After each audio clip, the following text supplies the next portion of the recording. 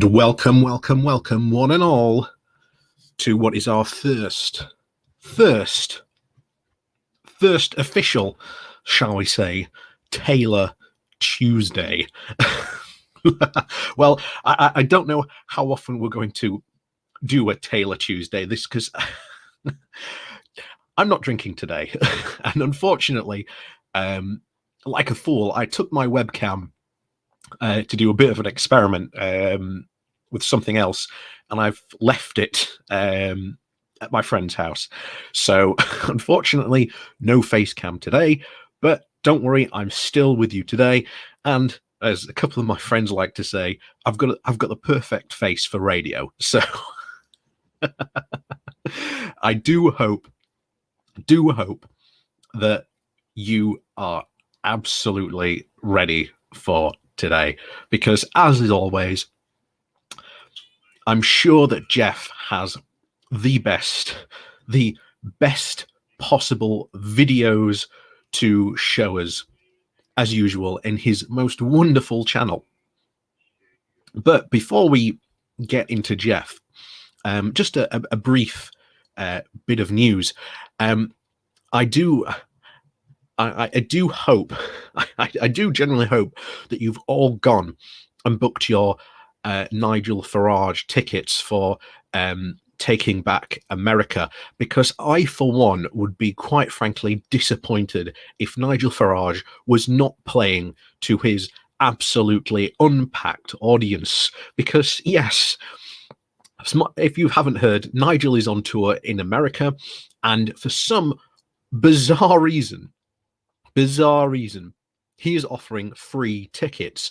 Not only this, you can order these tickets free of charge, and essentially, as a lot of us have done in the past couple of days, we bought tickets for an American conference to essentially not to go to. But essentially, we've ensured that Nigel will be playing to, shall we say, unpacked houses. And I think that was an absolutely a blow to old Nigel Farage. And I think he was in the Independent today complaining about it, which again, not too a surprise. But to be honest, the more empty seats Nigel can speak to, the better. So, oh no, Chris, these are not online Zoom events. These are actually in-person events, because I think Nigel ain't scared by no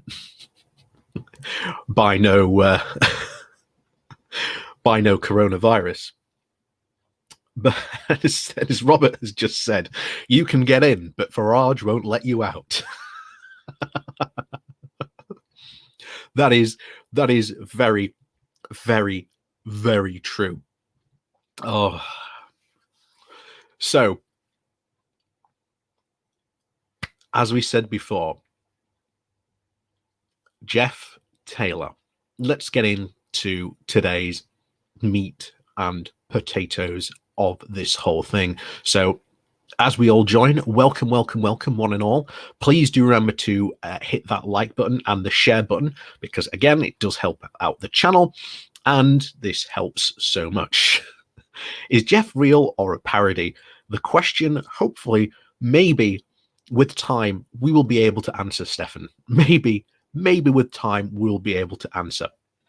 So, what video are we covering today? Well, it's on screen.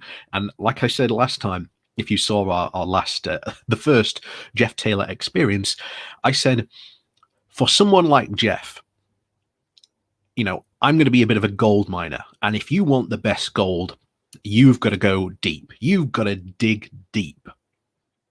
Because if you aren't digging deep, sometimes you're not finding the good stuff. Because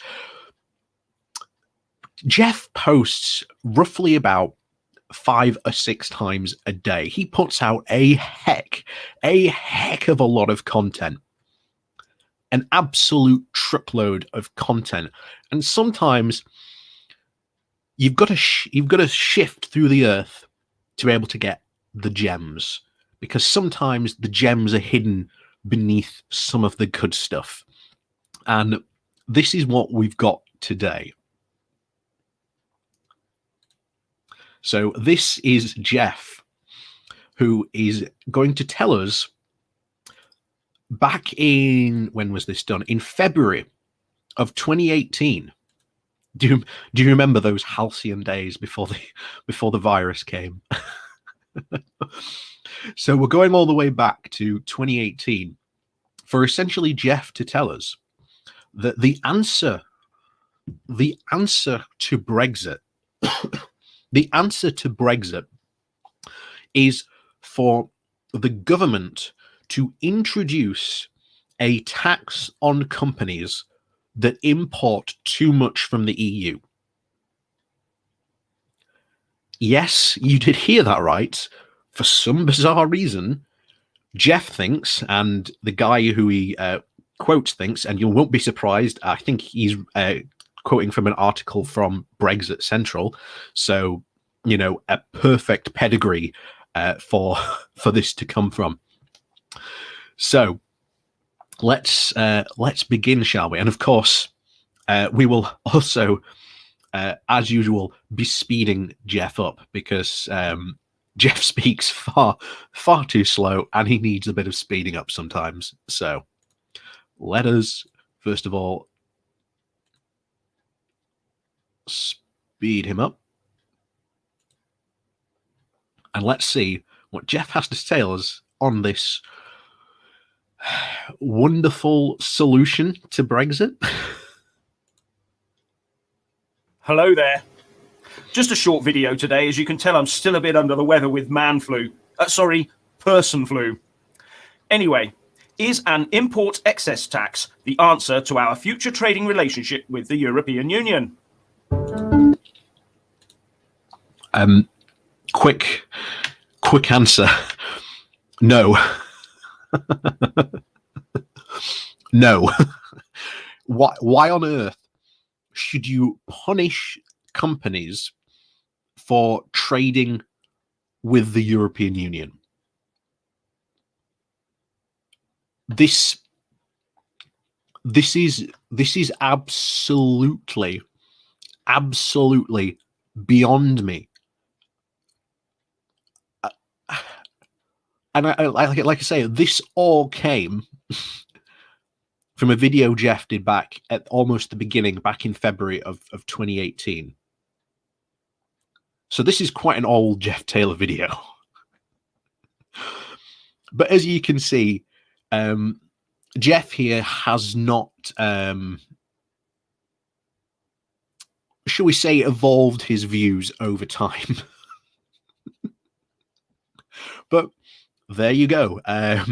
That's obviously typical Jeff Taylor. So anyway, shall we continue?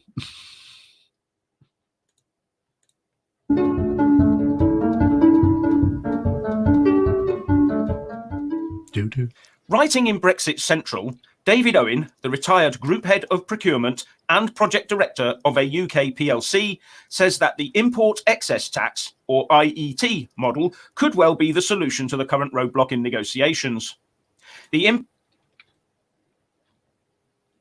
So, essentially, what this is at the moment is it is a tax to be put on companies that trade too much with the EU. And essentially, this is trying to punish, at the time, because obviously this video is back in 2018,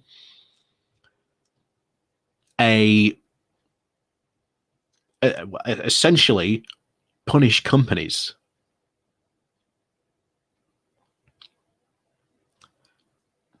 And yet, apparently, as we said, this is apparently something that would be good.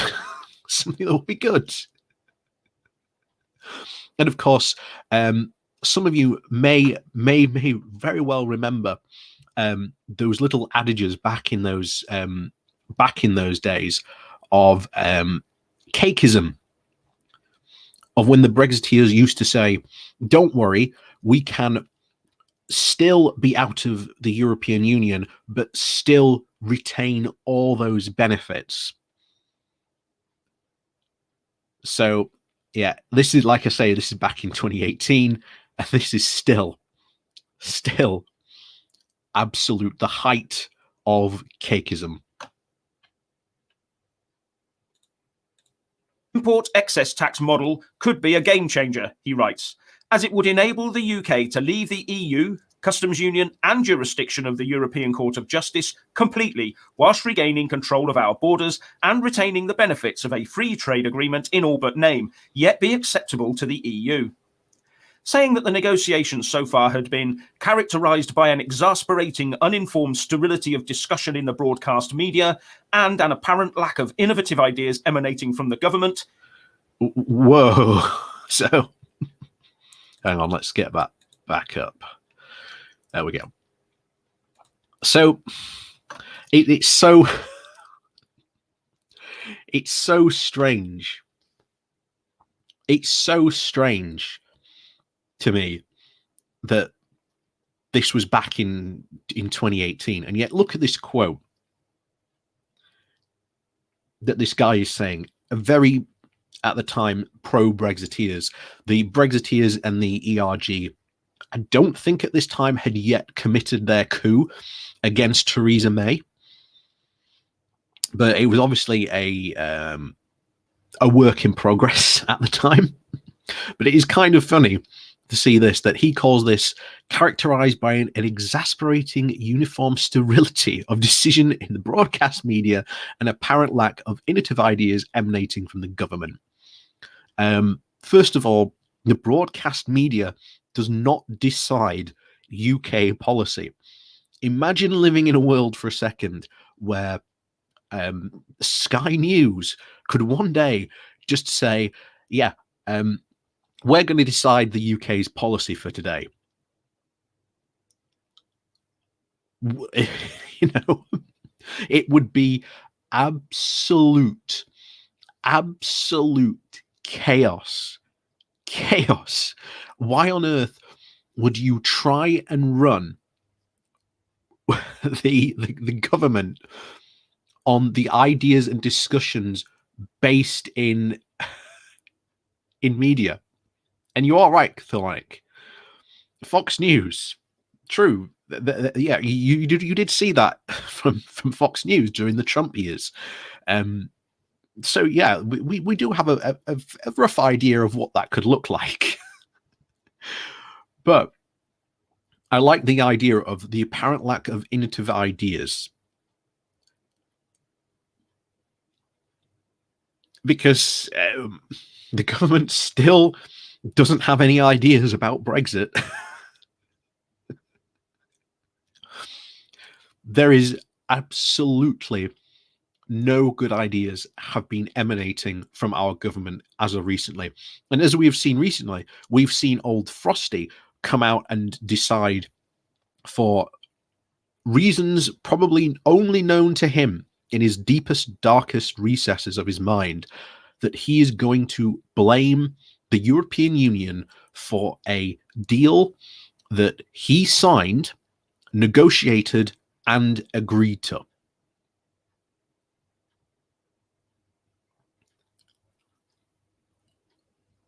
How is this the EU's problem when we were the ones who were implementing the Northern Ireland Protocol?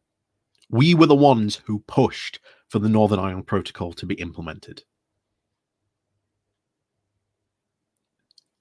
None of this makes an absolute bit of sense.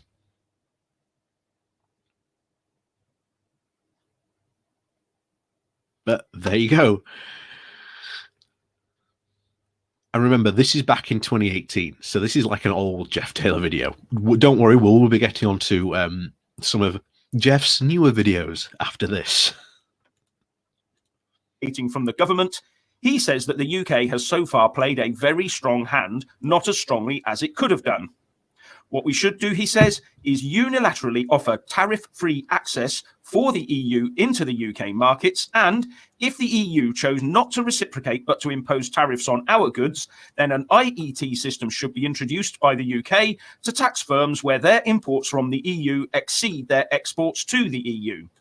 And So that is a fantastic way to get around the talking points at the time, because again, let me take you back to 2018. And one of the big things the Brexiteers were pushing for were a very, very hard Brexit. The idea that we could just leave the EU under a no deal, everything would be fine. And what we would do is we would unilaterally lower our tariffs to zero. And for some reason, again, still engaged in magical thinking at this point, but again, even in 2021, nothing has changed in the magical thinking department. So the magical thinking department, I love it. So even then, the idea from the Brexiteers at this time was, okay, what we're going to do is we are going to unilaterally punish all these firms that do too much trade with the EU.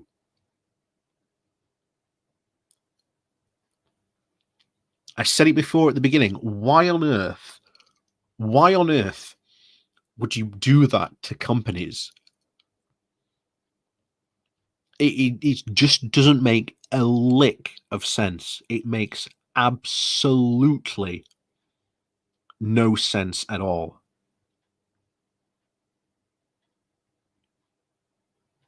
And remember, Jeff just said here that the UK has a strong hand. Of course, sitting here in 2021, it's very easy, very, very easy to sit back and look at how all this turned out.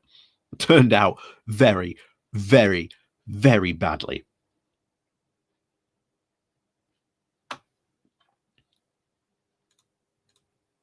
And the rate of tax could be adjusted to offset the EU tariffs imposed on us, with the system running for maybe 5 to 10 years. It looks to be a far more simple procedure to implement and does not require a huge great schedule of tariffs to be produced. This will be permissible under WTO rules during the post-Brexit adjustment phase and is unlikely to be challenged by the EU, right? I think it would. If this magical thinking did actually happen, the EU would absolutely challenge this, because if you are unilaterally lowering 0% tariffs under WTO rules, you then have to offer the same tariffs to everyone. Remember, this is really taking me back. Do you remember these arguments back in 2018? It's been a couple of years, but I still know them. They've been ingrained on my memory that much. But even then, trying to imagine, let's actually think this logically through for a second. Right.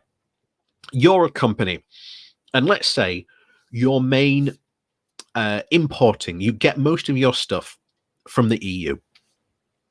Why on earth, and what could potentially happen to your company now?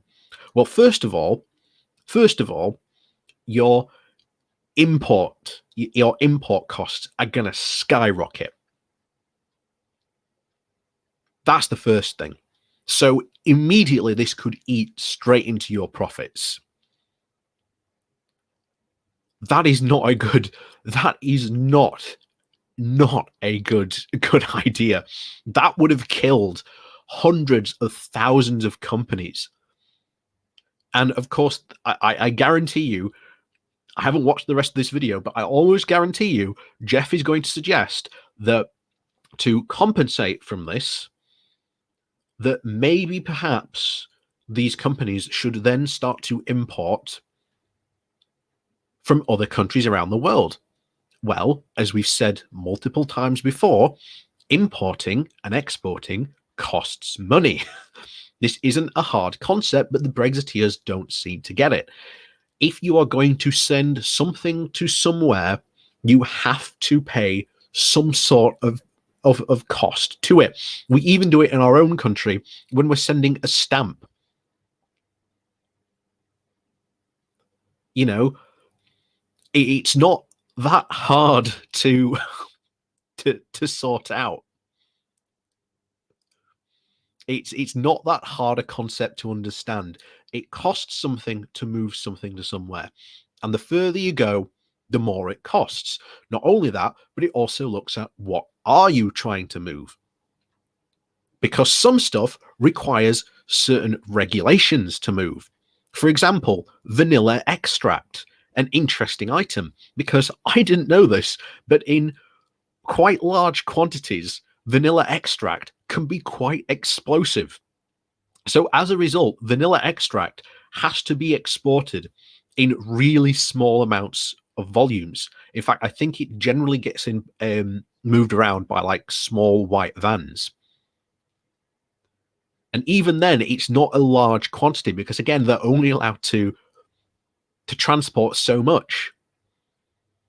And then there are ways that you have to make sure that it's stable, that it's not going to get set on fire, that it's not going to, get agitated and explode, because that's what that's what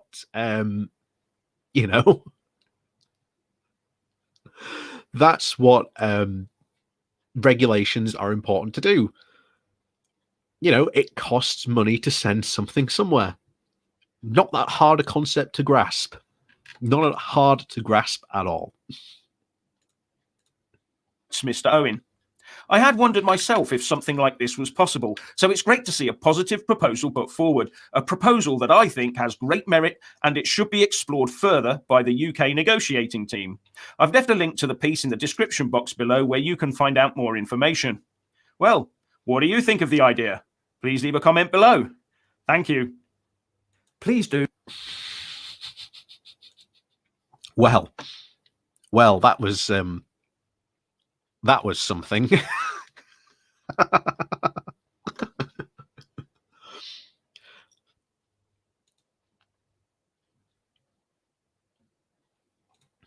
Let's type a message to Jeff, shall we?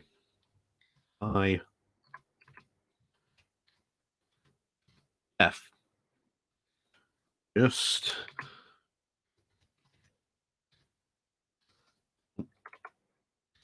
no video. Oh, excuse my awful spelling. Video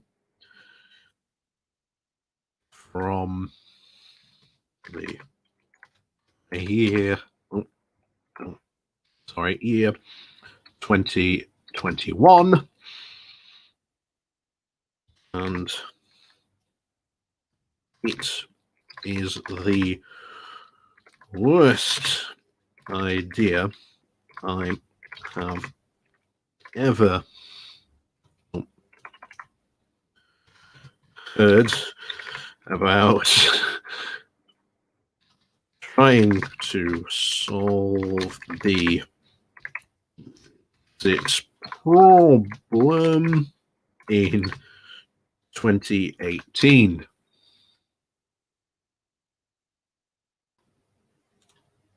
Let's just there we go. Should we add anything else?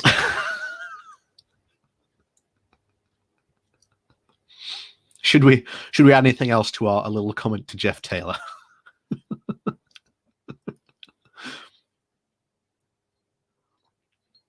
Oh, welcome to all the new people. Welcome to our first what can be called as Taylor Tuesday.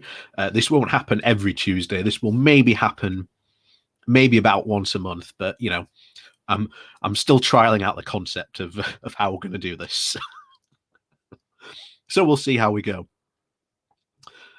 Dude, I want to have your babies. No, we can't put that. We're being nice. We're being nice to Jeff here.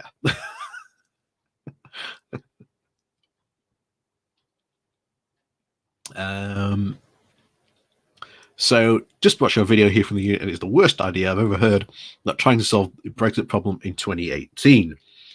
How would a company who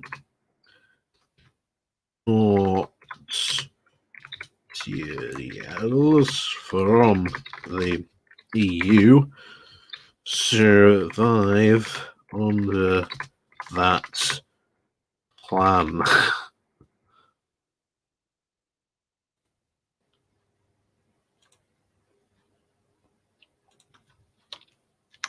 Full stop.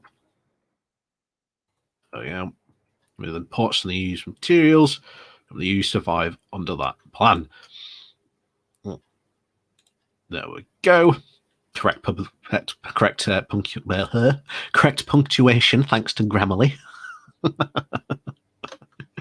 And yeah, we'll leave a comment. There you go. If Jeff responds, what wonders will they never cease? But so what shall we watch today? Well, like I say, we're going to be watching new videos of Jeff, because I think, as you can see, just from the top row,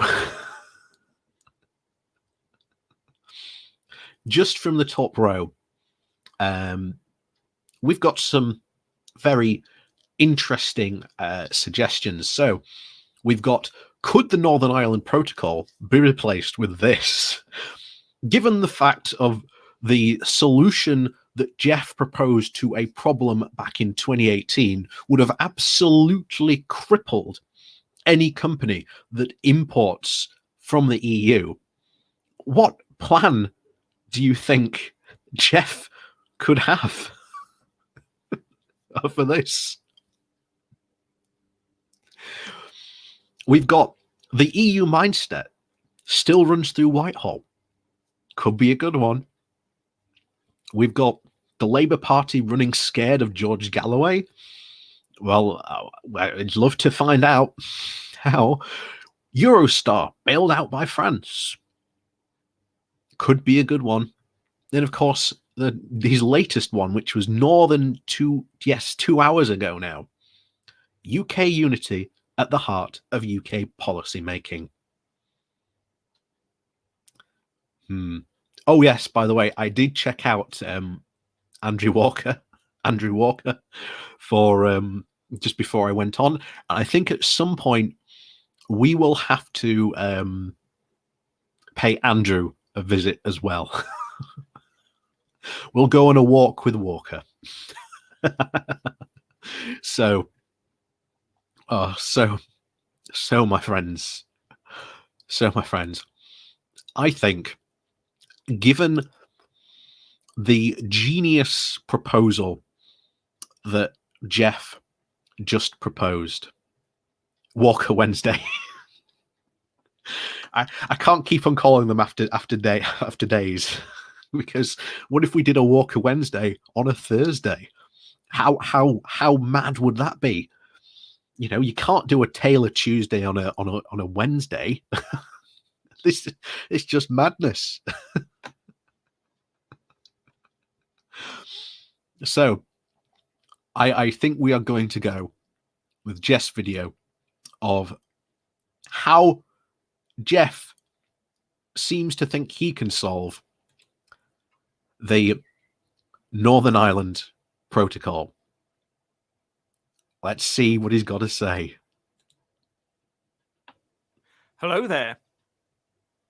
Now here's a neat idea to replace the Irish Border Protocol with. Wait, what? What? Some of you have said that Jeff says protocol really long, but oh my word.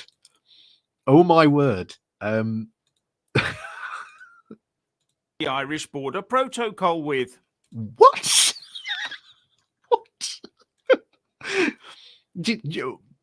Is he serious, or is he just memeing? Is he does he know? Has he become aware of his bad pronunciation of protocol? And he's now turning this into a thing. Oh, you warned me. You did warn me that he said protocol wrong. You did warn me that he said it wrong.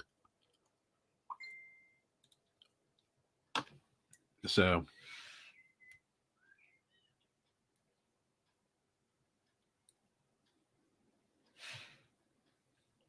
let's tell you what, let's have a bit of fun with this. We're gonna slow it right down.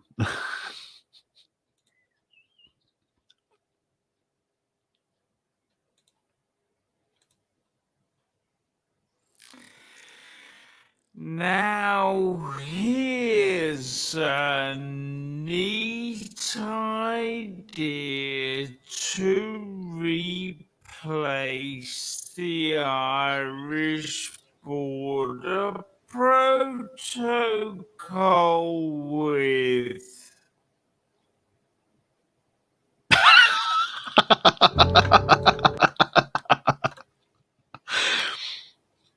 I don't understand that, but okay.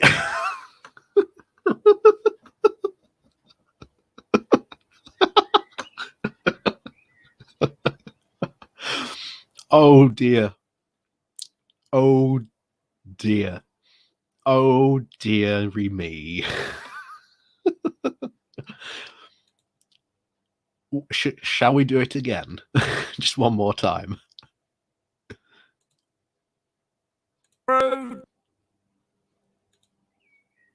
Irish border protocol with.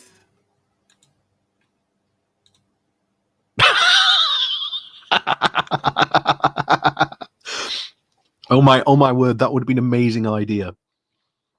Chris Town, that is a genius idea. Let's songify. Someone please do that. Songify Jeff Taylor saying protocol. Oh, sorry, protocol. Even I can't say it wrong. Oh me, oh my. So anyway, let's resume normal service, speed him up a bit because, quite frankly, he speaks really slowly. So let's see what he's got to say on the Northern Ireland Protocol.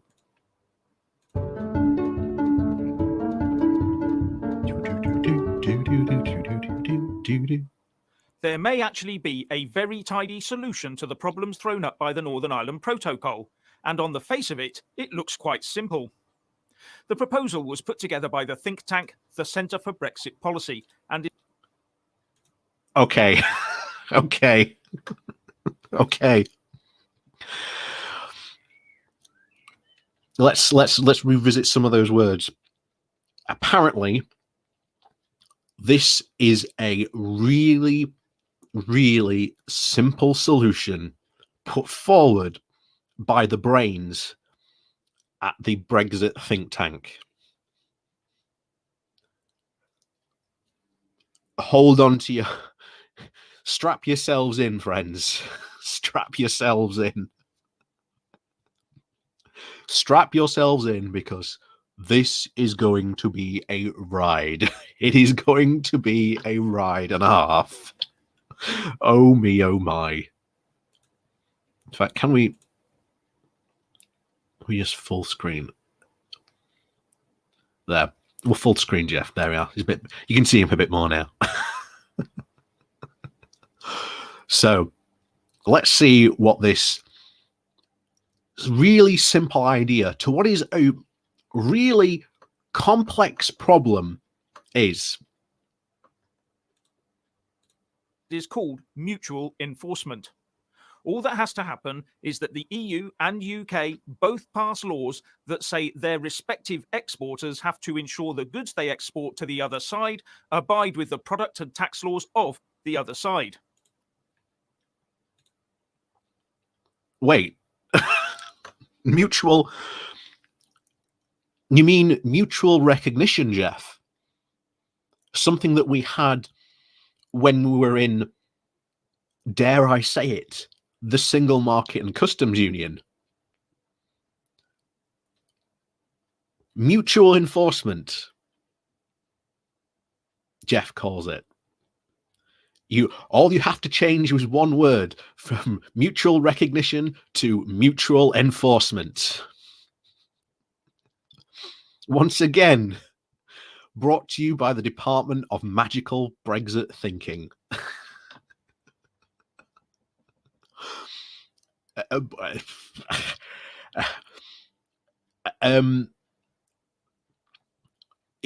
Jeff, could we also not solve this problem if we just joined the customs union and the single market? And we had, mutual recognition, but as you call it, mutual enforcement.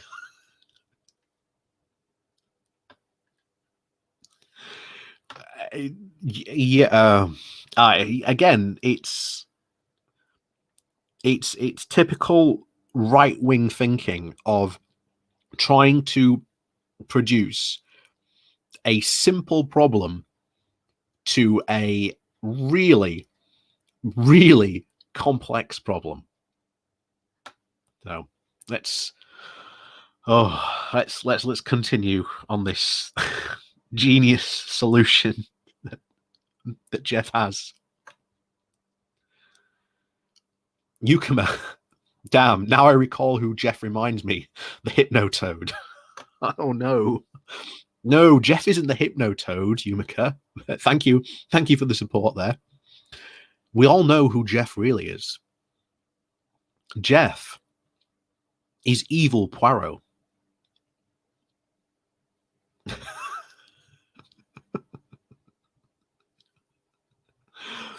Oh, in fact, as Dude has just pointed it out, what if we just changed mutual recognition and just started calling it mutual enforcement, but it's actually mutual recognition, and we just didn't tell the Brexiteers,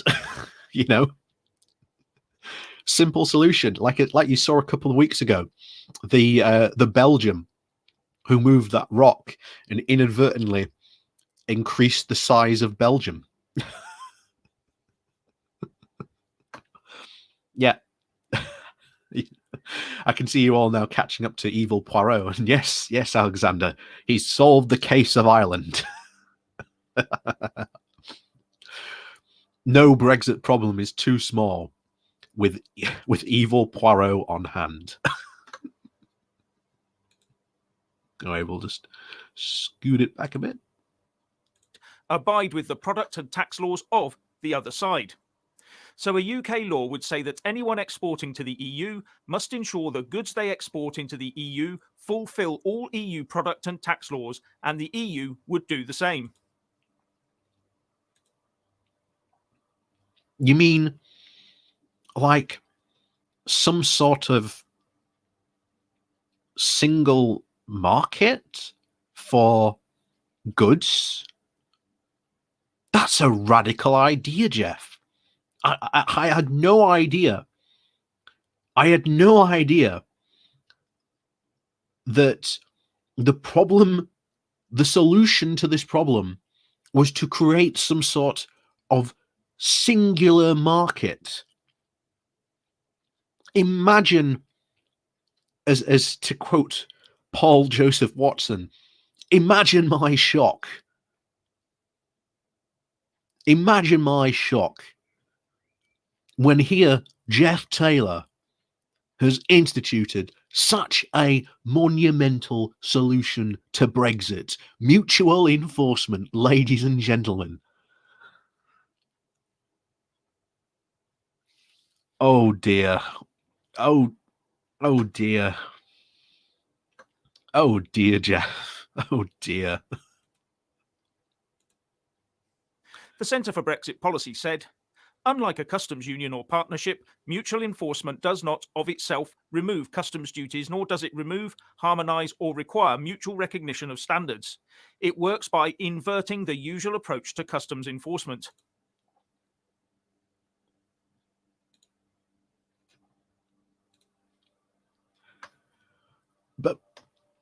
But that's exactly what you're creating. You're still going to have duties to be paid on this stuff. You are still going to have to harmonize.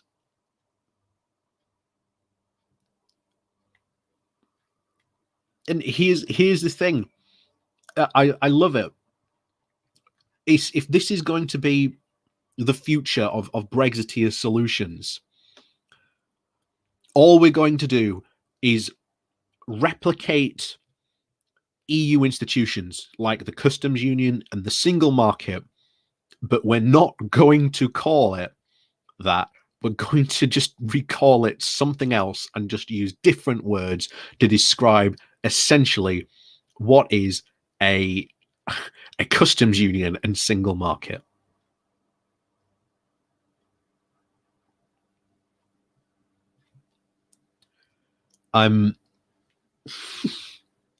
Bravo, Jeff. Bravo, and to the boys at the Brexit think tank. You've done it again. You've done it again. You've solved the insolvable problem by essentially suggesting the very thing that you spent the last 5 to 6 years complaining about. Congratulations, guys. They've done it again. There's absolute geniuses at the Brexit think tank. This means that the border is not geographical. It lies at the door of the EU or UK exporter. No. Because you'd still have to define where that border is. You'd still have to have a border, a land border between the Republic of Ireland and the North of Ireland, because at some point goods would cross over.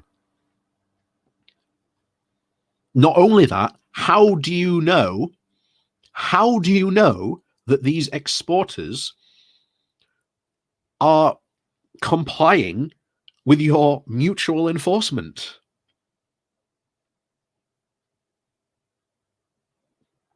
How do you know? Is this just going to be run on an honor system? Should we just trust to the fact that exporters are going to take their word for it? What if someone in the UK wanted to send drugs to Northern Ireland? Just say it's something else. That's all you have to do. Walk into the post office and just say it's sand. You're sending sand to Ireland. That's all you're doing.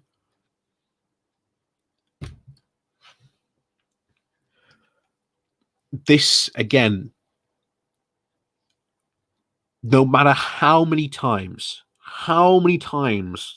we've done this, we have had to continuously explain the fact to Brexiteers and Brexit supporters like Jeff, this is how borders work. There is a line down the middle, and if you want to send goods to the other side, then yes, you have to follow their guidelines, their regulations. And where does that get checked and enforced? It gets enforced at the border.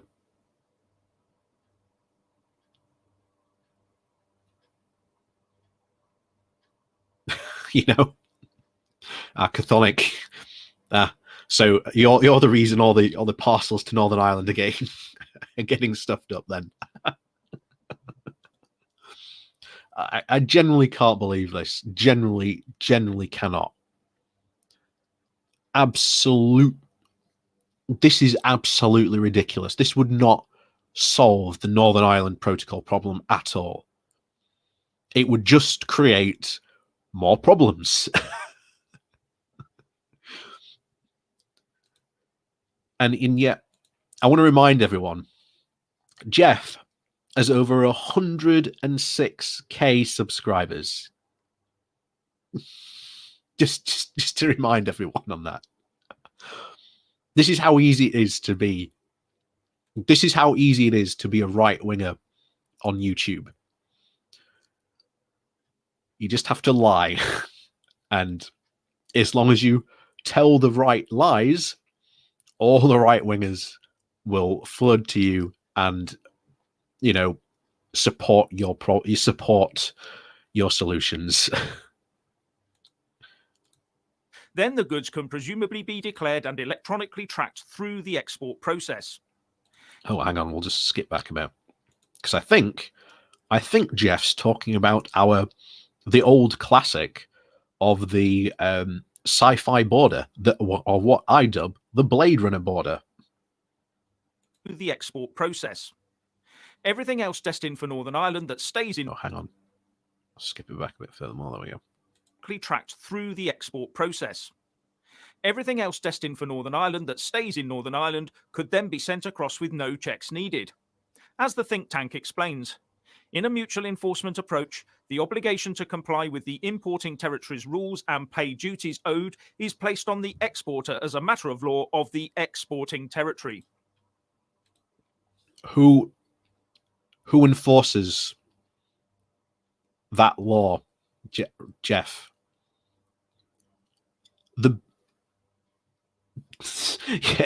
Again, he just said it. Computers, yes, computers. That's the answer. Computers. That's the solution to our problem, ladies and gentlemen. We need more computers, and somehow this will solve all our problems.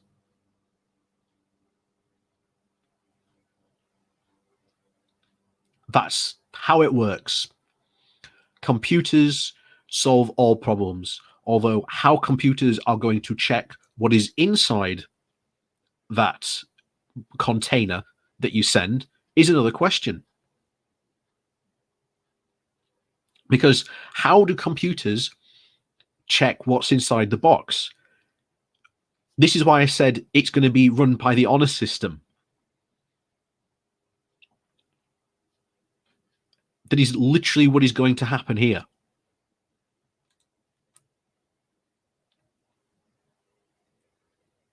I generally can't believe it. He wants exporters to run by an honor system that they're going to pinky promise not to send anything they shouldn't. And this is going to be checked by computers. Well, if you're a drug runner, let's use our sand analogy that we used earlier on. If you're a drug runner, all you have to do is fill your packet full of quote unquote sand, slap a label on it that says sand, and then send it to Ireland. Or send it into the EU. You know?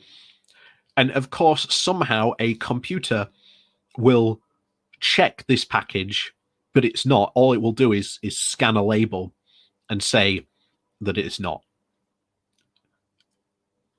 Once again, this is the magical Brexit thinking of the Blade Runner border. This is how Brexiteers think. Magical thinking for problems that are complex to try and solve. You know. Again, it's not the first time that experts have said on this fact that a lot of the Brexiteer solutions would turn Ireland into a smuggler's paradise.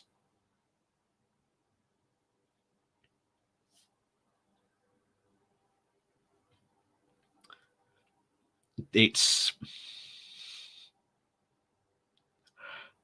it. It's magical thinking. And as Dude just said there, machine learning could actually work for that. About 90% of the checks without any human input, till someone finds a way to break the AI. Exactly. And I almost guarantee you, if you looked online right now, you could find ways that humans have broken the AI of various different things. And again, as Yumika just pointed out, machine learning, again, requires the correct input. Again, if we're using our drug smuggler sand analogy, what if I just put sand on my parcel label when it hasn't got sand in, then what? Then what?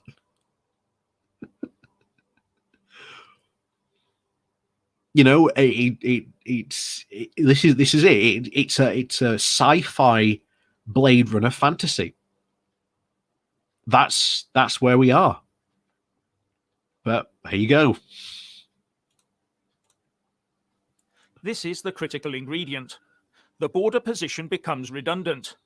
Under mutual enforcement, the border is no longer the first opportunity to assert jurisdiction because the importing territory has successfully had help in applying its rules beyond its border.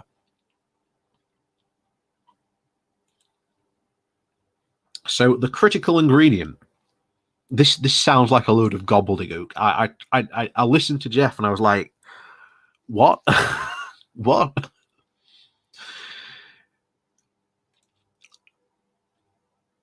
So, according to them, do androids dream of Jeff? That's a good Blade Runner reference. That is a very good Blade Runner reference.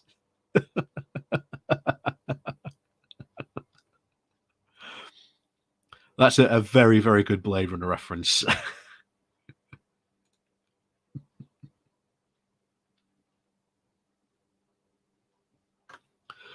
So this is it. So this is the critical ingredient. The border position becomes redundant. No, it doesn't, as we've just explained. Under mutual enforcement, the border is no longer the first opportunity to assert jurisdiction. I thought we were against other people having, laws in our jurisdiction. But again, how is that jurisdiction enforced? Who is checking that you are sending what you are sending in that package or parcel or box or container?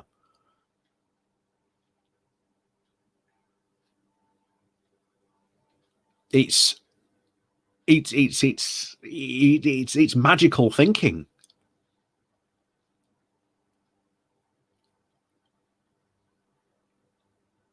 It's just absolute magical thinking. That it just doesn't work unless at some point you have someone who is literally doing a hard check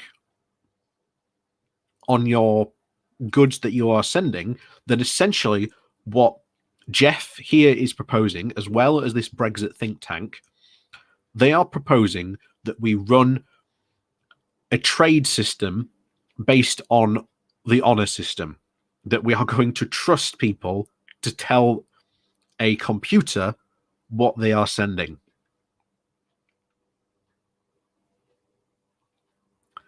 I'm sure that everyone is going to be very good boys and girls and are going to tell the government exactly what they are sending.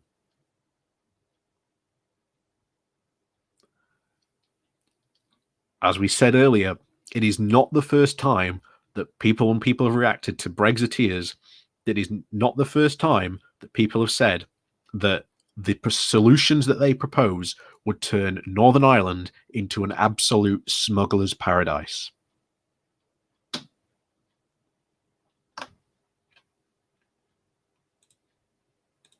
Beyond its border. And should anyone be tempted to bypass the rules, they would have the enforcement agencies of both sides checking on the goods. That's double the risk for smugglers. But wait, that means a hard border. That literally means a hard border. And you can't have a hard border. The whole problem with the Northern Ireland Protocol is that we had to put a hard border in the Irish Sea and enforce checks on goods going into Northern Ireland because we could not have a hard border between the north of Ireland and the Republic.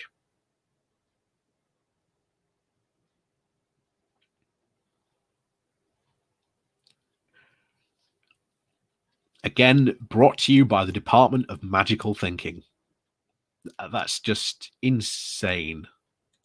And it seems that legal provisions for this mutual enforcement approach have already been drafted, and the Trade and Cooperation Agreement could be adjusted to fit if necessary. Sounds a promising avenue to explore to me. So what's your opinion on mutual enforcement? Please like and comment below. I will, Jeff. Don't worry. I will. So,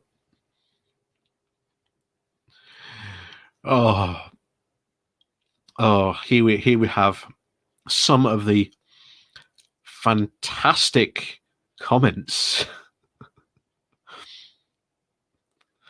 Well,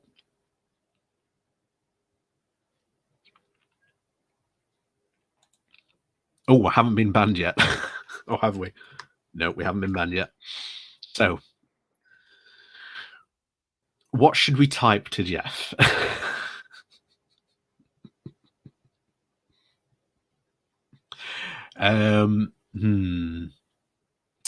Let me think.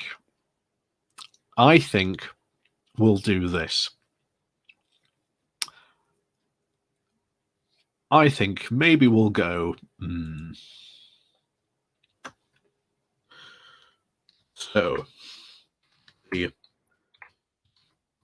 into this problem is to create. Get rid of that cap. Is to create a singular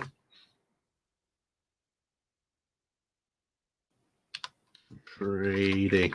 Yes, is to create a singular trading platform.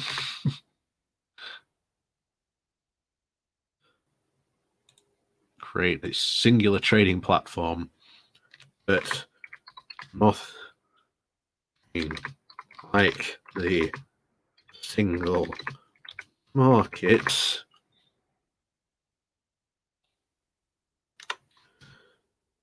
And trust that authors will guide by honor them.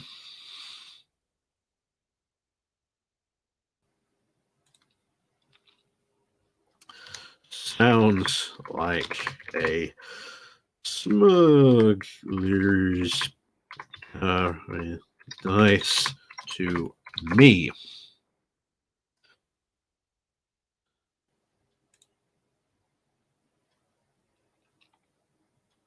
There we go.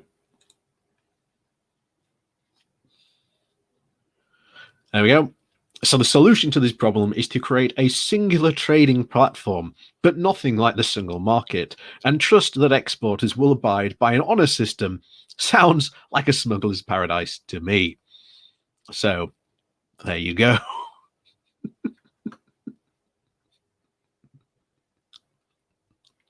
Yes, it is Grammarly that I'm using.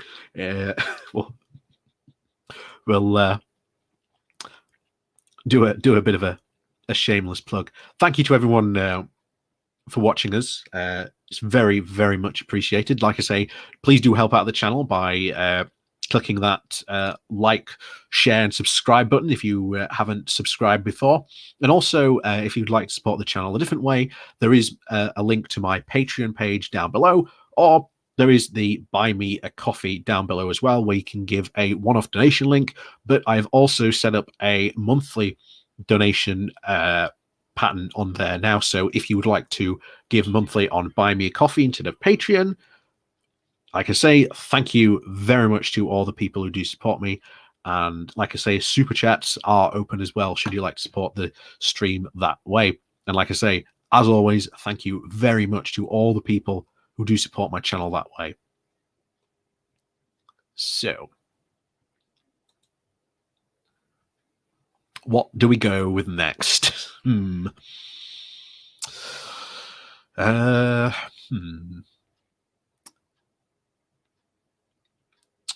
this might be good. EU mindset still runs through Whitehall, says Lord Frost. Let's see what Jeff has to say about this. Hello there. In a slamming indictment of UK officialdom, Lord Frost said that UK bureaucrats still have a Brussels mindset. Okay. Okay. Again, the a Brussels mindset.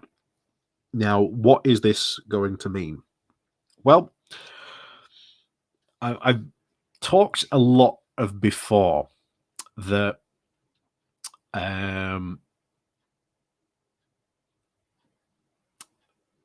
there's a big split coming in the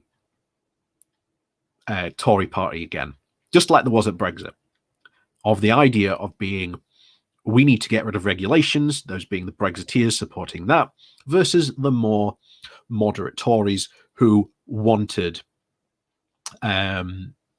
stuff, essentially, to stay in the single market. Oh, wow. Thank you very much, Paul Murray. Glad you're enjoying the Jeff Taylor experience. Me too, my friend. Me too. Thank you very much, Paul. Very much appreciated. So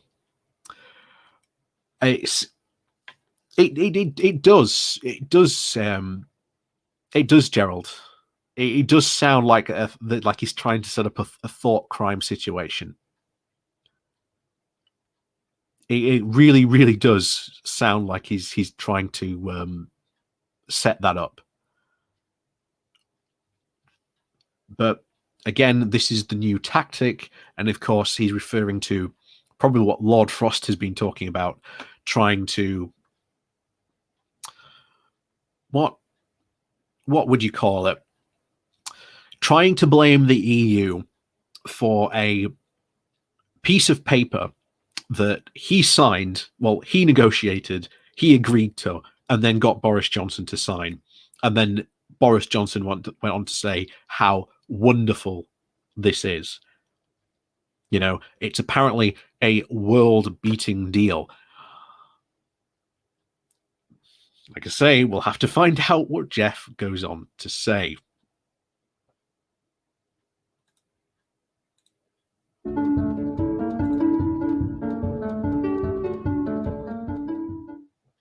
Well, it doesn't actually come as news to me that after nearly 5 decades of involvement with the EU in its many guises, we still have people in high places that have European Union stamped through them like a stick of seaside rock.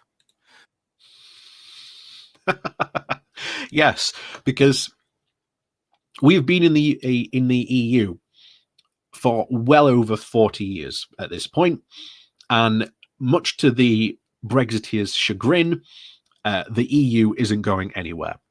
As of course, as per usual, there were constant cries of that when we left the European Union, other countries would follow. Obviously, that has not happened. Instead, you have seen support for the European Union rise, even in places like Denmark, which were described as is with its thoughts and feelings on the EU being incredibly close to the UK. That support has risen there. You've even seen populist leaders like Marie Le Pen, the guy from Hungary, my name escapes me, who have all, and the Five Star Movement in Italy, all who went and were amping and championing Brexit at the time, saying, "Oh, Britain's done it. We're going to be next." Marie Le Pen, of course, now saying that she supports staying in the European Union because France, on continuous charts of public support, shows that they have unwavering support for remaining in the EU. Orban, that's it. Yeah. Orban's the guy from Hungary. Always, I don't know, I always forget or always getting mixed up. But yeah, that's the typical case of where we are. So now, essentially, they're trying to, yes, as someone just said there, blame the bureaucrat trick. He's trying to pass the blame. When, remember, the blame for all this mess around the Northern Ireland Protocol lies squarely at the feet of the Brexiteers, and Lord Frost is one of those Brexiteers. Now, Jeff, I would not describe Jeff as a Brexiteer. He is a Brexiteer, don't get me wrong, but he's not what I would consider a Brexiteer. I would say Jeff is more a Brexit supporter, and I've talked about this before, how you have to separate someone who is a Brexiteer and a Brexit supporter. But in this case, the fault for all these problems lies at the Brexiteers' feet, and that is someone like Lord Frost, Boris Johnson, David Davis, Nigel Farage, all the people who cried the loudest for Brexit. And when asked, how are you going to solve this problem, they are now deciding that they're going to deflect blame. So I think the rest of this video is going to be Jeff complaining about Lord Frost, complaining about the fact that the bureaucrats are still worried about the EU, and rightly so, because the EU still there, not going anywhere. So let's continue, shall we? Oh yeah, something I want to try and do actually next time we do this. We've got to try and see, because I know I've seen it somewhere. We've got to try and do a Jeff Taylor bingo. We've got to try and do a Jeff Taylor bingo where you've all got score sheets and you can mark it along with me. I think that will be quite fun. If anyone knows a program or a bit of thing that does that, let me know, because next time we do a Taylor Tuesday, we'll set one up and we'll play some Brexit. We'll play a bit of Jeff Taylor bingo. So to hear Lord David Frost, our post-Brexit negotiator with the EU, telling the House of Commons European Scrutiny Committee that lots of our bureaucracy and our regulatory systems have had to operate within a prescriptive EU law framework. Yes. Yes. Yes. Yes, Jeff. Do you know why it's had to work within that framework? Because we were in the EU.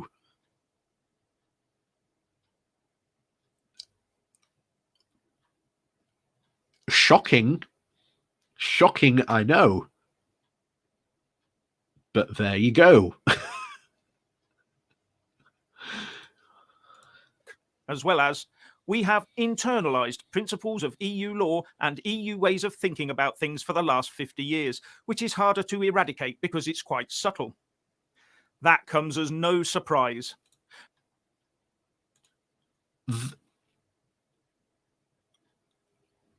That doesn't make any sense. Like,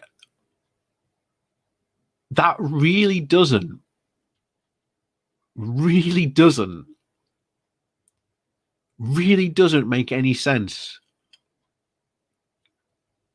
what he just said there. And of course that came from Lord Frost, but again, that's Frosty for you. Like I say, he's trying to pass the buck. He's trying to pass it on to the people in Whitehall.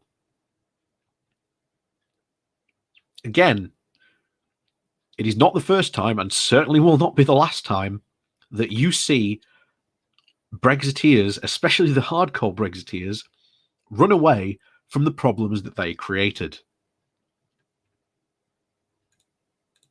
And it's also the reason that achieving any meaningful Brexit was always going to be hard, because Brexiteers were always trying to climb up a very well-greased slide.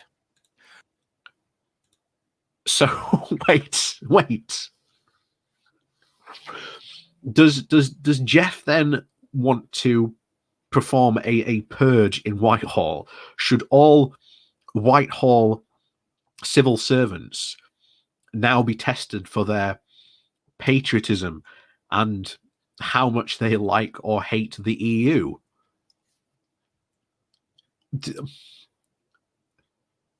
That just makes no sense. I'm sorry, but that just makes no sense at all. What on earth are you talking about, Jeff? What on earth are you talking about?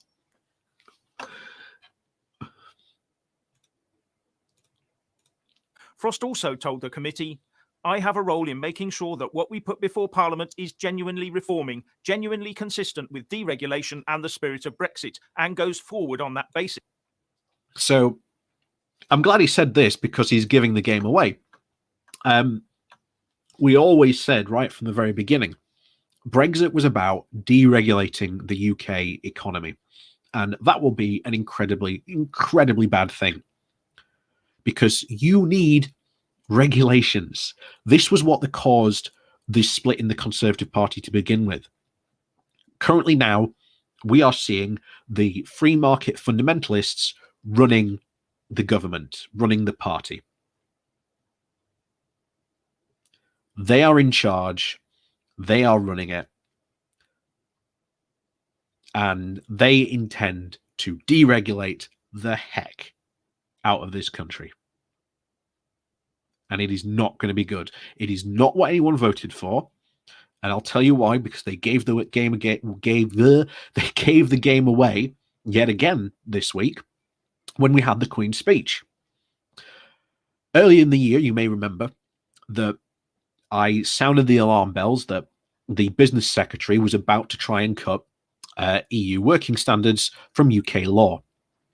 Standards that we have come to know and expect, like the Working Time Directive, which means that your employer cannot force you to work more than a set hours per week, along with many others, including pregnancy rights, maternity leave, a ton of other stuff that these laws cover. Now, when there was significant public backlash, they did a U-turn on this. And they said, in response to doing this U-turn, that they would bring this into law. And the Queen's speech is always an opportunity to see what the government intends to do and what other stuff it just quietly, shall we say, dropped away from its agenda. And we were hoping, especially, people like me, were hoping in the Queen's speech that we would see the government put those regulations into law to protect worker rights. And surprise, surprise, they were not in the Queen's speech. which means two things. Either A, they are going to go quiet about it until they see the perfect opportunity to try and, shall we say, get rid of these rights in a better way. And ultimately, I think it's going to work like they do in America, of where the Republicans, when they want to get rid of something, say that we're going to introduce this law and it's better for workers and gives them more freedom and choice. I guarantee you we will see the Conservatives introduce some sort of bill like that, when in fact it weakens workers' rights. That is undoubtedly the path I think they are going to go. And just like how Jeff, back in December of last year, was constantly talking about the fishermen, now he has not done a single video about fishermen, and that includes the videos I think he did recently about the Jersey issue. I guarantee you he didn't talk about a single thing about the Jersey fishing industry properly. He probably talked about it as an opportunity to do a bit of ooh-rah-rahing for the UK.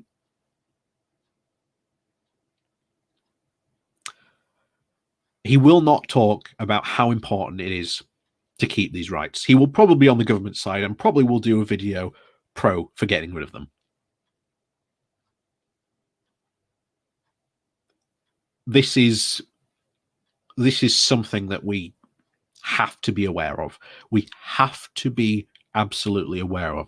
And if one thing about the local elections a couple of weeks ago taught me, we are staring at apathy. Because do you know what the turnout was for my ward? 20%. Only 20% of the people in my ward turned up to vote for their councillor. It says everything you need to know. Everything you need to know about the apathy that is in British politics. And I talk about it constantly. We need to get involved. Yeah, 20%. And if you look at Doncaster as a whole, when you look at their voter turnout for their local elections, was about 40%. So I don't know what it is for individual wards, but for the whole of Doncaster, it was 40%.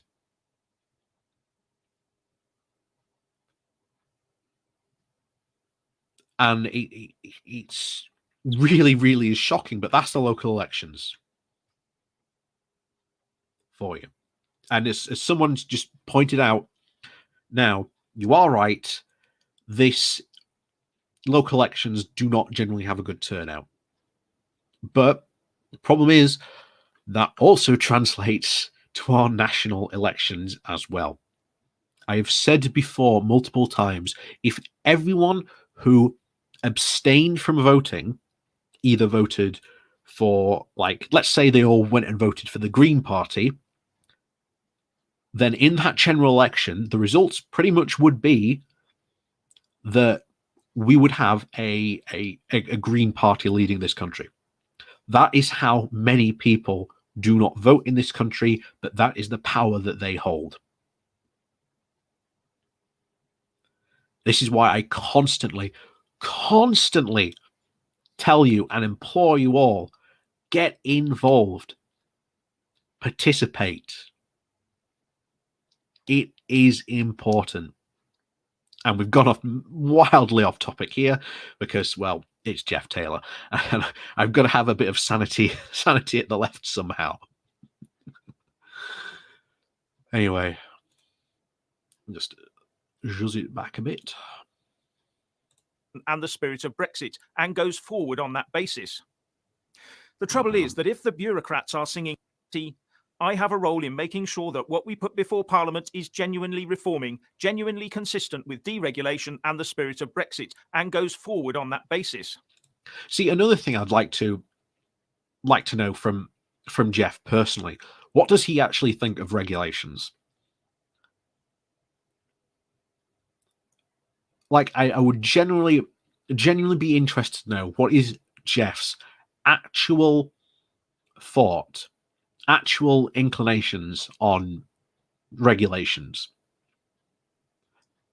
Does he think that deregulation is a good idea? Why does he think deregulation is a good idea, Jeff? I would genuinely like to know. The trouble is that if the bureaucrats are singing from an EU-based hymn sheet, how can that work? As anyone who's worked in a large That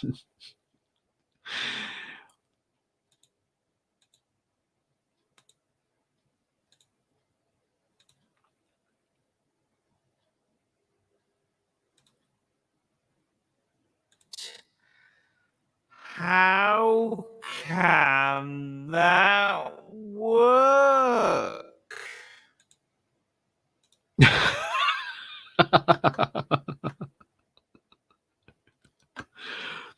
oh dear, Jeff.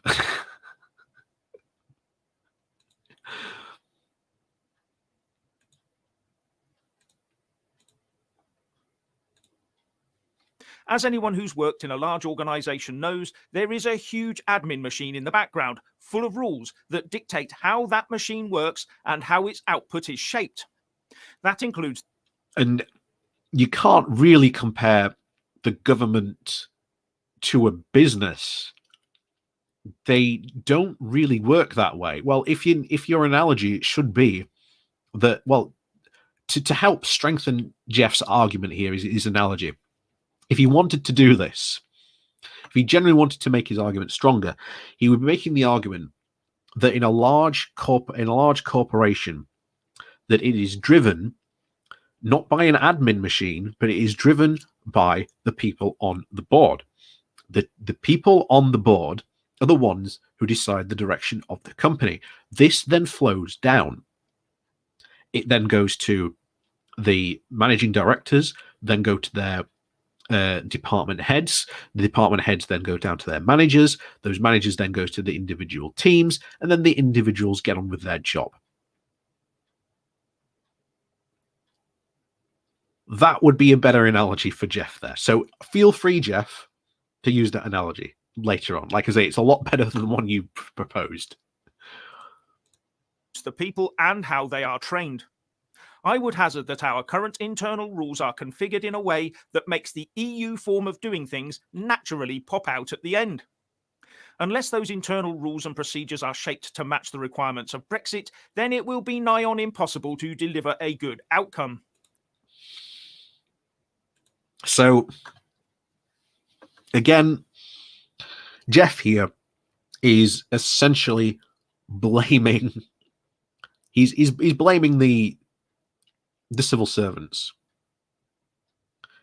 He's blaming the civil servants because apparently they're trained to an EU mindset, whatever that is. Again, that's buzzwords. I don't know what an EU mindset is, but apparently it's something that is not to do with Brexit, which goes back to the beginning of our video, if you may remember, when I said that Jeff would probably be putting forward essentially a solution that would essentially mean that he wants to purge the civil service of anyone who is pro-EU. Or, in his case, an EU mindset, whatever that is.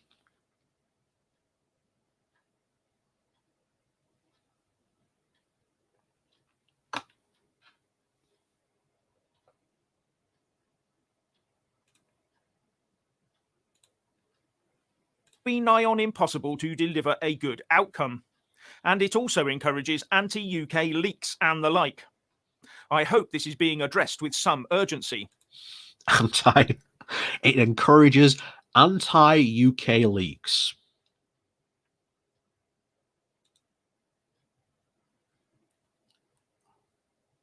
That is singly the worst take I can ever think of trying to reform the civil service in the UK.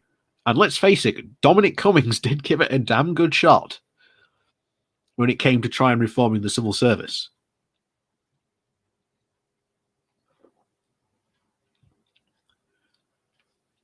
But oh my.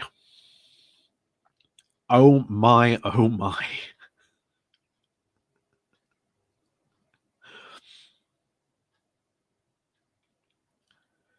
Oh my. Like I say, yes, no Nodrasil.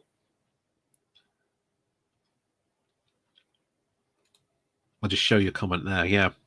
The EU mindset, a Jeffism for everything and anybody who has ever answered wrong to him to say, you're wrong, and wrong.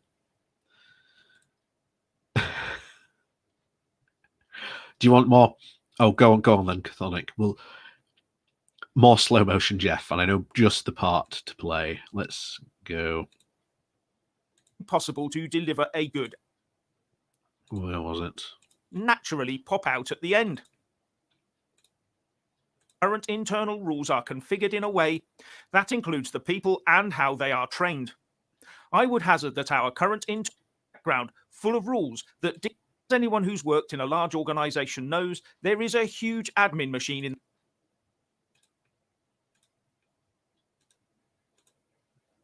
The background full of rules that dictate how that machine works and how its output is shaped.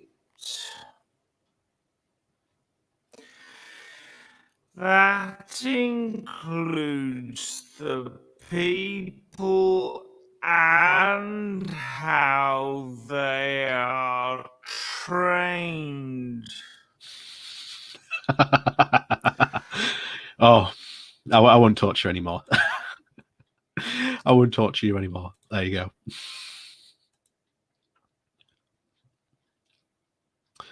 Oh, anyway, let's have another Jeff Taylor video.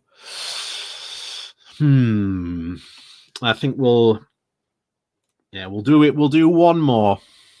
We'll do one more Taylor video for Taylor Tuesday before we call it a day for today. Let's see. What do we want to do? Tell you what, we'll have a vote. One's if you want the Eurostar bailed out by France. 2, if you want the UK unity now at the heart of UK policymaking.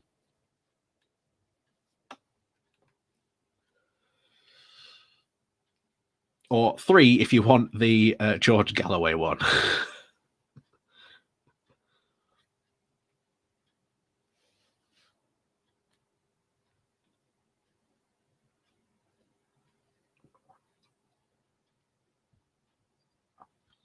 Nope.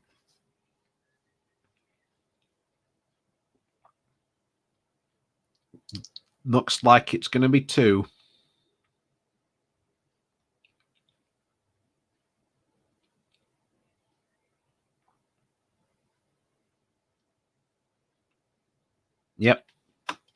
Yep, looks like 2. So UK unity at the heart of UK policy making it is. I mean, that was the one I selected for 2 because I've confused myself now. It was, wasn't it? Yes, it was 2. Yeah. Oh.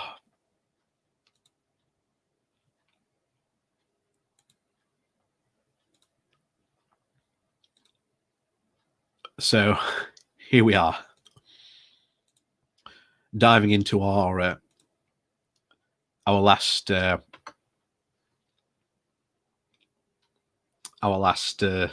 video for today. So before we jump into our last video today, please do remember to hit that like and share button. That really does help out not only the stream but the channel as well. And also, if you do have enjoyed yourself this evening and you do like the channel, then please do consider supporting me on Patreon or buy me a coffee. Like I say, both links are down below.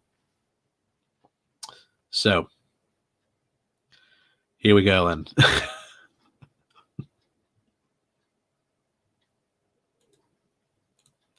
Hello there. After decades of ensuring that ever closer union with the EU was at the heart of government, we now hear that maintaining the union of the UK will be front and centre.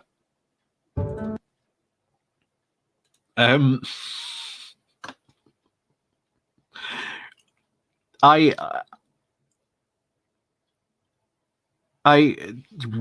no.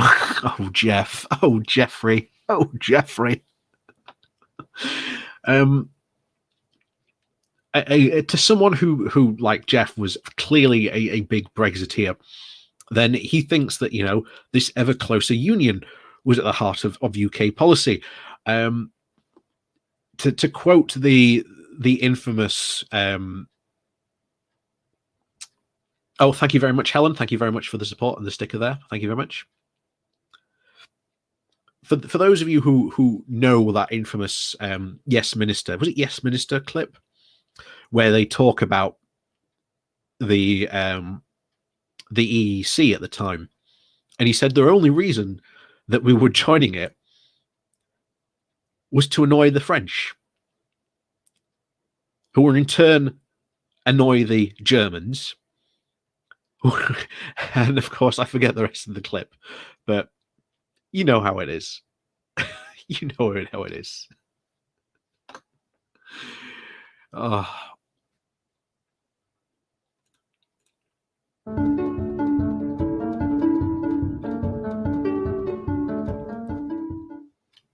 As per usual, please like, subscribe and comment below. The UK top civil servant, the Cabinet Secretary Simon Case, told the House of Lords Constitution Committee that there was now a big drive to bolster the union.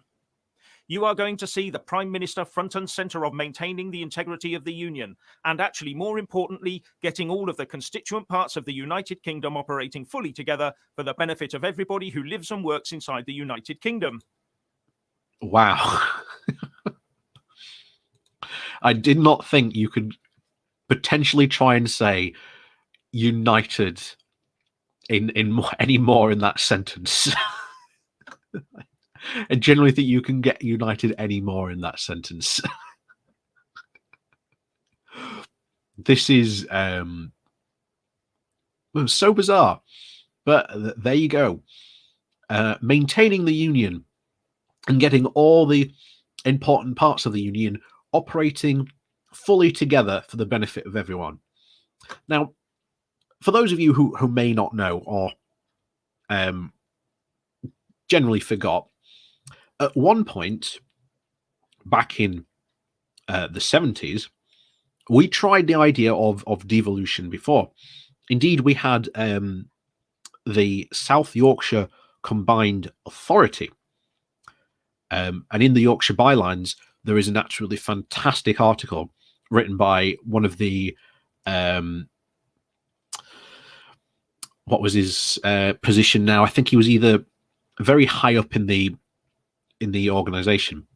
And of course, during the Thatcher years, they tried as hard as they could to resist a lot of Thatcherism, and tried as much as they could to actually fight back against Thatcher and tried to mitigate a lot of the damage that her policies were doing.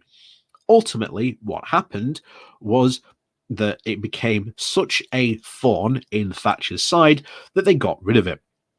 And of course, this was done with the justification that this was to,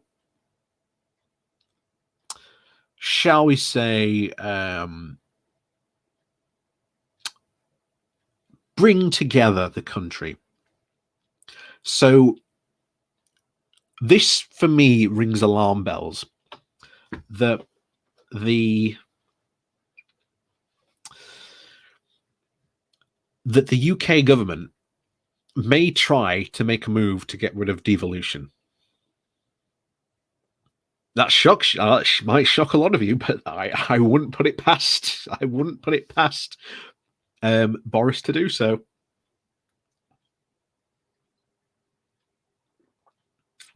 Would not surprise me. How he would do it, I don't know. But again, once again, it's fascinating that he goes, that he said this before a constitutional committee in the House of Lords. I've said this before, in the UK, we do not have a written constitution. We have an unwritten constitution.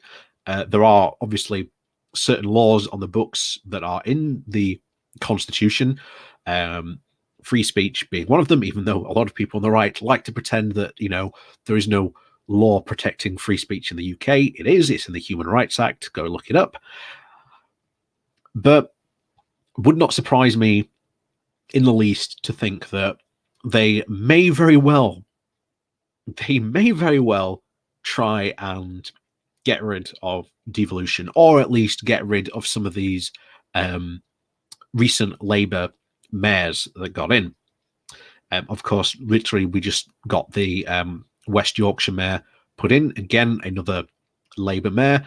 And I think there is the North Yorkshire one potentially coming in sometime soon, as well as a East Yorkshire one as well. Of course, I am not for this plan. I think the idea of separate Yorkshire mayors was a bad idea. I would prefer what we call the One Yorkshire plan, where we all have one Yorkshire mayor, because what's going to end up happening is you are going to see essentially Leeds and Sheffield compete with each other. And let me put it this way, Sheffield is still very sore about the fact that the Royal Armouries got built in Leeds. And when we've had meetings about trying to create a one Yorkshire combined authority, the people who were meant to go from Sheffield and Rotherham just didn't turn up, essentially. But that's, bit of a local politics. Yes, exactly. Divide and conquer, Derek. Divide and conquer. There would be no more of the world of devolve and forget, he said. I've said before that... Yep.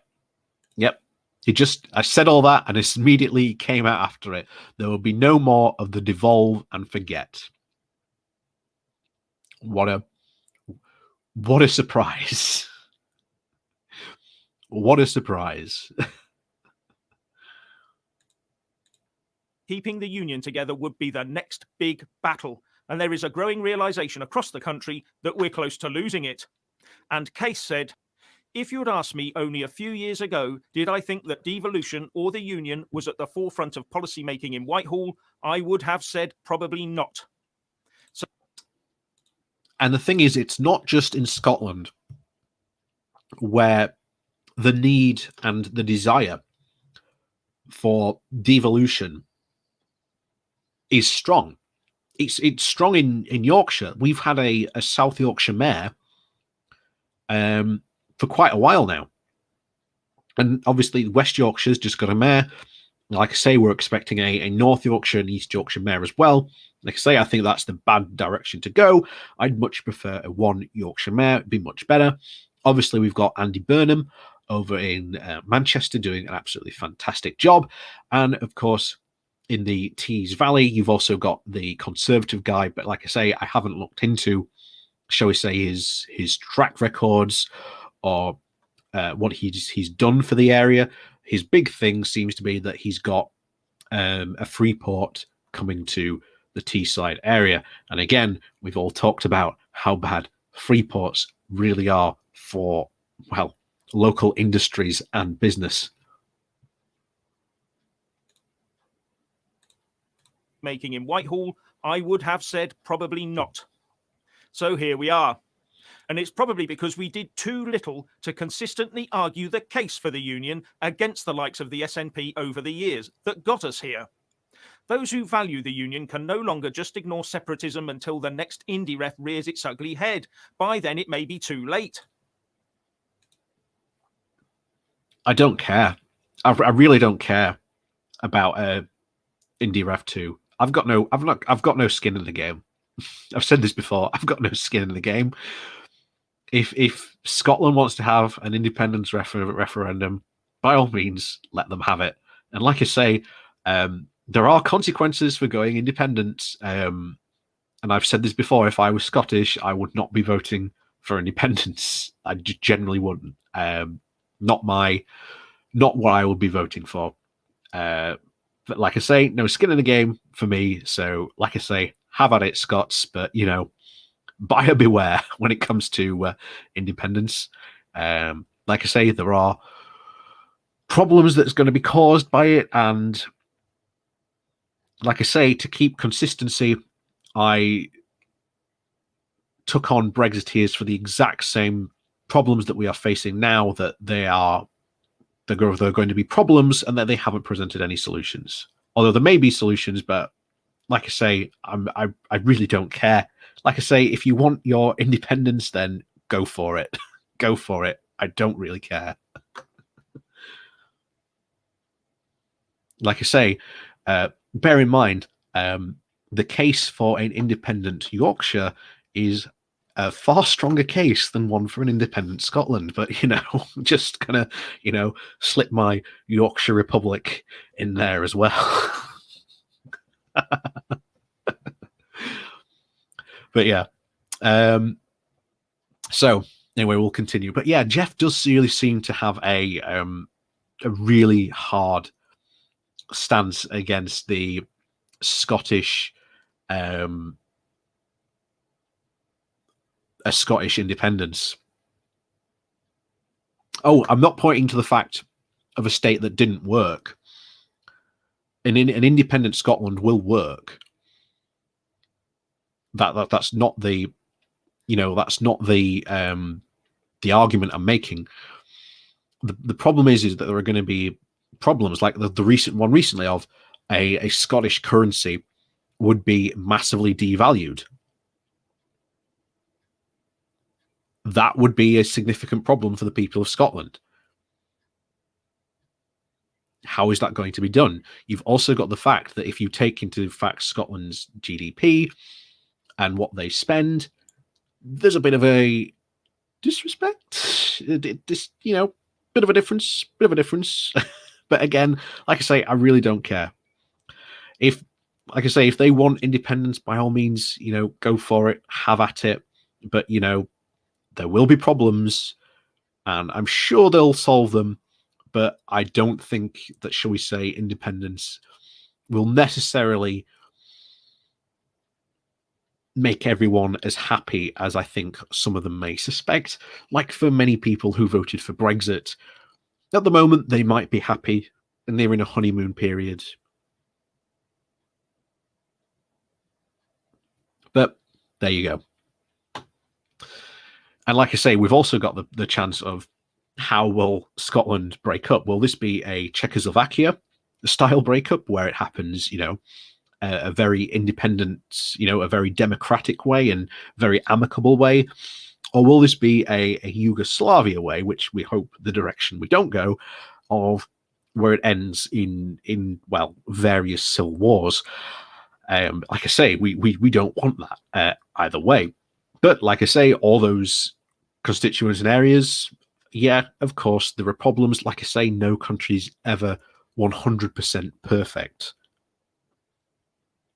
But, you know, they're doing all right. Yeah, Scots could sell the Trident. True.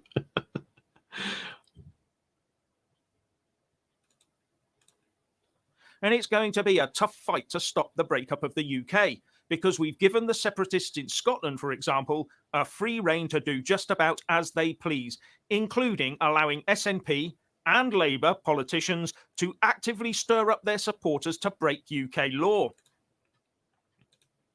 I'm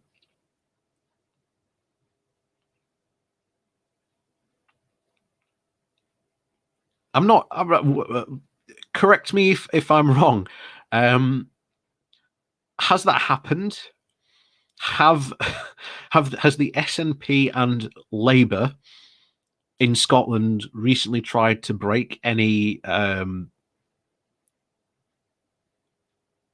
laws? What? Is he talking about the incident in Glasgow with the? I think he might be talking about the incident in Glasgow. I think, but not too surprisingly, I actually suspected that Jeff might have done a video about that, and I was looking forward to commenting on that, but apparently not. Or apparently this is it. This is his way of doing it.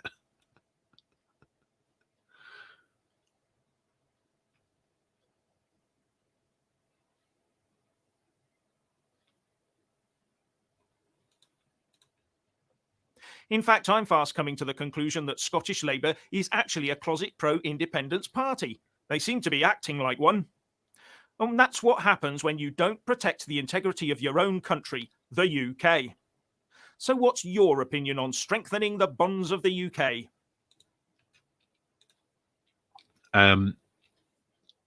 Okay, this is how I do it. Give more people more say in their country. Give more people a say in their country. Devolution is a good thing. Having more people having a more say in their country, very good thing. I'm for that. Perfect.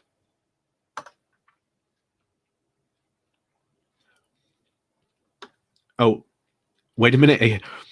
Are you saying that the Scots aren't aggressive? Are you saying the Scots aren't aggressive? Ooh. That's a bit spicy, that, Andy. That's a bit of a spicy conversation.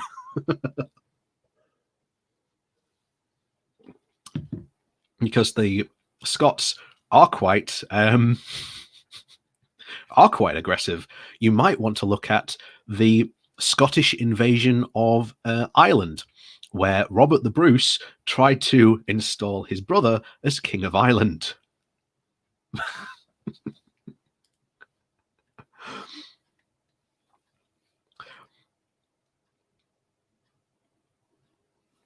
Oh, well, I'm not saying it's going to, be exactly like Yugoslavia, but when you look at Europe, where you saw two states, two quote unions, like you had Czechoslovakia and Yugoslavia, which were essentially unions of countries, you saw one break up very amicably over a referendum, which is again the direction that we want to go for, and then we saw Yugoslavia break up, which was very, very messy. Now, of course, Yugoslavia, you are right, had its own internal problems to begin with.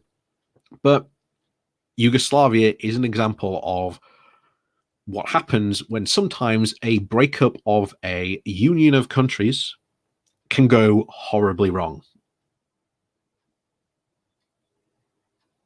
And like I say, when Yugoslavia first started breaking up, you did see other parts of the constituent parts of Yugoslavia. You saw Bosnia in particular. Obviously, Bosnia would later become a hotspot, out protesting peacefully for, the breakup of Yugoslavia and against the civil wars that were going on. Ultimately, like I say, it went the wrong way. And of course, we all know what happens in, the Bosnian conflict and so on and so on. Like I say, we do not want to go in that direction. But it depends how hard people like Jeff really want to keep a hold of Scotland. It depends how hard they really want to keep hold of Scotland. But like I say, I really don't care. Like I say, if you're in Scotland and you want an indie ref too, by all means, have at it. Just so long as I can have my independent Republic of Yorkshire. That's all I'm saying. You know?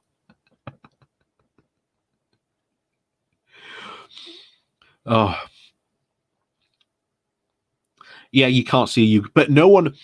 But here's the thing, FSM, Yugoslavia, no one saw at that time.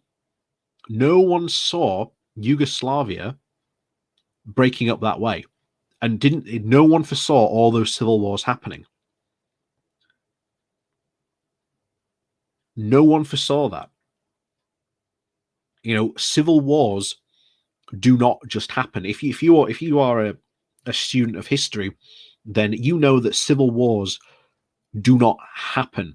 And indeed, there are many factions on the sides of the Civil War who are still call for a civil war to end and for it not to be happening.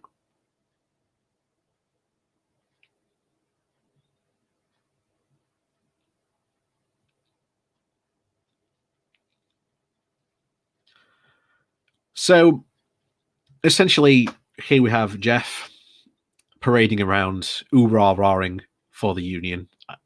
I thought that might have been a bit of a better video, to be honest. But oh well. Let's have a brief look at his comments. Oh, straight away. I believe it will when we have to remove Blair's fifth column activists out of the civil service.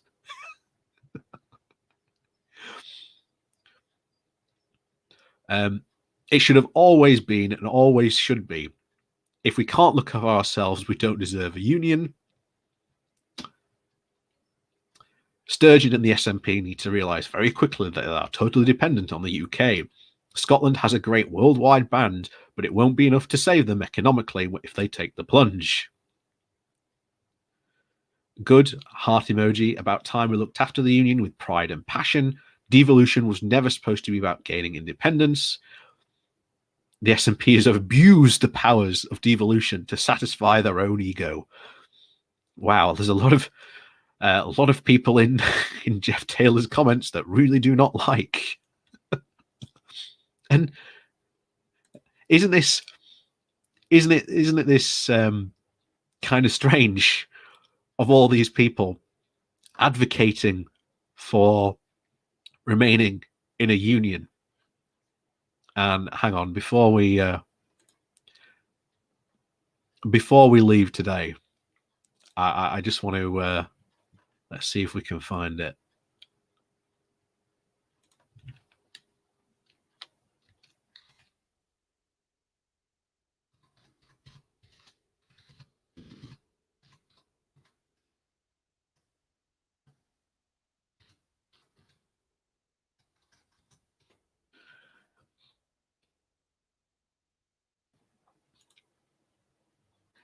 We're going to have a brief sing-along. We're going to have a very brief sing-along before we end today's stream. But before we have our sing-along to see us out, please do remember to hit that like, share, and subscribe button. It does help support the channel massively. And of course, if you would like to support the channel, well, financially, you would be likely to be headed on down to the Patreon page and the Buy Me a Coffee. I don't know why I've said it in that accent. I don't know why I went with that accent. Where you can, again, support me on a monthly basis or just a one-off donation. Now, like I say, thank you very, very much to all those people that do support the channel. Like I say, your support is very, very, very much appreciated at the moment. So, to see us out from this stream, how many of you know the band, or they're not a band, the comedy group Foil, Arms, and Hog? Anyone aware of them?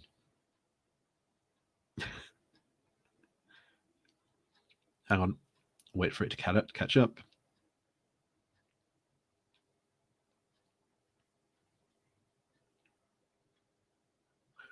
will Jeff sing along? Well, this is actually an honor, really, and I was inspired by all of Jeff Taylor's comments, who all really seem to be very, very pro-union, but they didn't really like being in the European Union, which is kind of bizarre.